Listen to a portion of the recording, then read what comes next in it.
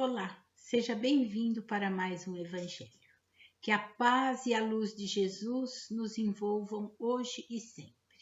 Hoje trouxemos para nossa reflexão de uma carta de Tiago, capítulo 1, versículo 19, e nos diz assim: Portanto, meus amados irmãos, todo homem seja pronto para ouvir, tardio para falar, tardio para se irar.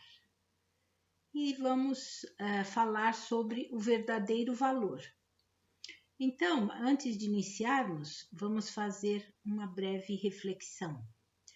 Certa vez, um jovem foi procurar a ajuda de um mestre e lhe falou do quanto também se sentia desrespeitado, não é?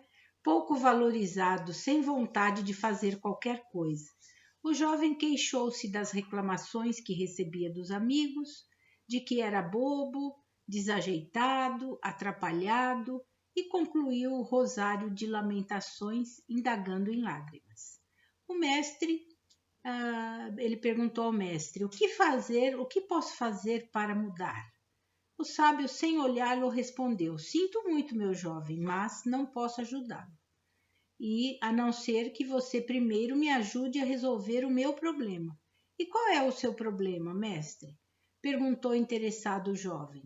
Ele diz que, uma vez que se sentisse em segundo plano, eu quero que você consiga o melhor preço possível pela venda deste anel, porque preciso pagar uma dívida hoje à tarde e não tenho recurso.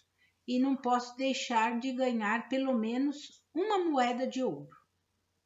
O jovem pegou a joia e saiu com a esperança de que conseguisse realmente a moeda de ouro, não é? E recebesse a ajuda do mestre depois da venda do anel. Foi ao mercado, conversou com inúmeras pessoas, sem sucesso. Sempre lhe ofereciam um valor inferior a uma moeda de ouro. Ofereciam prata, cobre, mas nada de uma moeda de ouro. Desanimado, ele voltou ao mestre e disse que ele fracassou, que ele não conseguiu. E não conseguiu por quê? Disse o mestre. Se o preço não fosse tão alto, alguns poderiam até comprar pelo cobre, pela prata. E o mestre disse: isso é importante, meu jovem. Precisamos saber o verdadeiro valor das coisas. Quem melhor poderá avaliar esta joia? Senão o joalheiro, não é? Um joalheiro. Então vá lá e pergunte a ele quanto ele pagaria pelo anel. Mas não o venda, traga-o aqui. O jovem foi e chegou ao joalheiro e o joalheiro ofereceu 58 moedas de ouro. O rapaz ficou admirado e não vendeu. E ainda o joalheiro disse: sim, certamente outros lhe pagarão mais, mas eu só disponho deste capital agora. E o jovem não quis ouvir mais nada e saiu correndo ao encontro do mestre, que o recebeu calmamente. Aí o mestre disse a ele: meu filho, você é como este anel, uma joia valiosa e única. Você tem que se dar o verdadeiro valor. Se nós não somos joalheiros, se não sabemos de que material somos feitos, como vamos nos avaliar? Pior ainda, como exigir que os outros nos valorizem? Como você não sabia o valor do anel, não podia argumentar e se calava diante das mais estapafúrdias promessas de compra. Quer dizer, o mestre disse, quer dizer que nem eu reconheço o meu valor? O rapaz disse ao mestre. Isso mesmo, disse o mestre. Você tem todos os recursos possíveis para vencer qualquer dificuldade. Só precisa desbloqueá-los e fazer bom uso deles. É um autor desconhecido. Então, o que necessitamos, é fazer não só com a citação de Tiago, como nos dar o verdadeiro valor, não é? Analisar, refletir ponderar, que são modalidades do saber ouvir. Porque o rapaz bem soube ouvir o mestre, não é? E ele foi e se melhorou, né?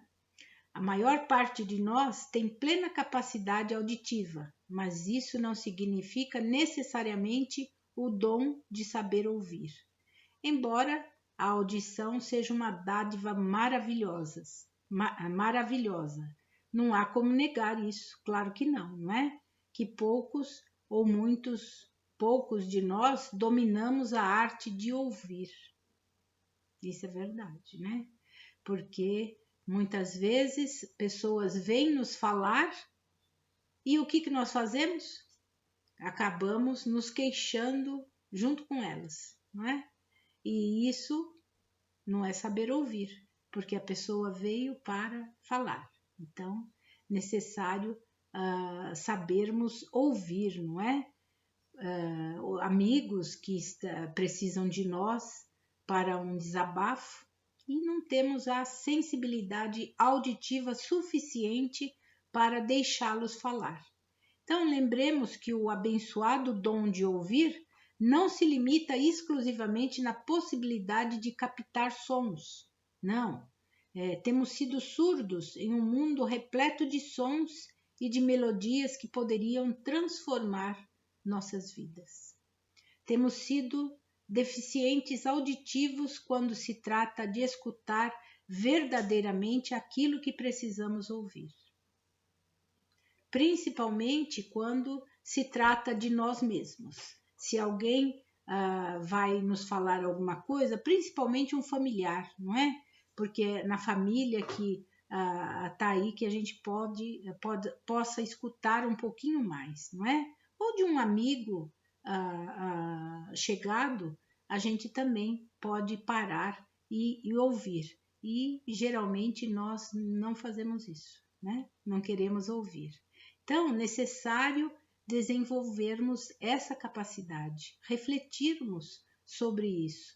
Olha que interessante, Thomas Edison, um inventor da lâmpada, ele perdeu a boa parte da sua capacidade auditiva quando tinha apenas 12 anos de idade. Só podia ouvir os ruídos e gritos mais fortes. Isso, no entanto, não o incomodava nem um pouco. Pelo contrário, né? Certa vez foi indagado a respeito e olha o que ele respondeu. Veja só. Não ouço um passarinho desde meus 12 anos, mas ao invés disso constituir uma desvantagem, minha surdez talvez tenha sido benéfica para mim. Ela encaminhou-me muito cedo à leitura e, além disso, pude sempre me concentrar com rapidez, já que me encontrava naturalmente desligado de conversações inúteis. Veja só, essa singela observação guarda um grande ensinamento, porque às vezes não tem aquele ditado que às vezes é melhor ser surdo, né? Ou se fazer de surdo para não ouvir certas coisas. E é verdade, vejam só, porque sem a capacidade auditiva, ele conseguia ler e se concentrar muito mais rápido. Veja só quanta vantagem e conseguiu aí descobrir a lâmpada, não é? Muito bem. A cólera ou a ira, que nos fala também Tiago na sua carta, ela é contrária à caridade e à humildade cristã. A pessoa que explode ou se enfurece facilmente, geralmente dá a desculpa, é meu temperamento, minha personalidade é explosiva. Não é não, isso é desculpa para não mudar de atitude, não é?